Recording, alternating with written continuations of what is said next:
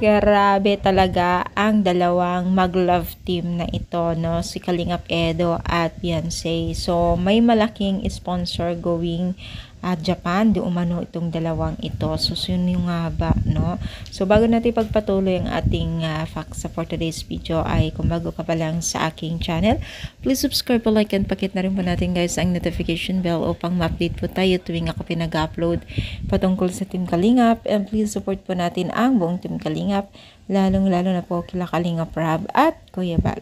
So ngayon, no, for today's video, pag-usapan po natin ang isa sa mga sinabi or itong isa sa mga love team, no.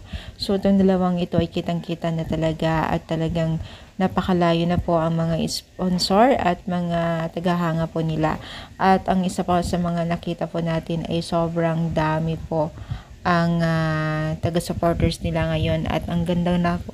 Alam mo guys, ang ganda at ang gwapo ngayon ni Kalingap Edo at si Beyonce, nakakatuwa lang.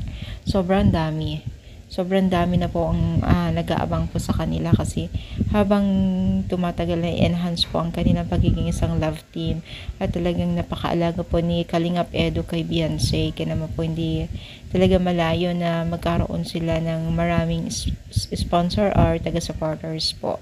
So kahit saan ang gulo nga itong si Beyonce, ang ganda-ganda ni Beyonce, talagang pang beauty queen din po ang kanyang face look at napakaamo ang kanyang mukha, maging na rin po ang kanyang kilos, no. So sana nga tuloy-tuloy ang kanyang blessing at kita naman po natin mga aura niya, mga gamit niya ay talagang napakalayo na po ang narating ni Beyonce sa tulong po ng sponsor at ang Team Kalingap.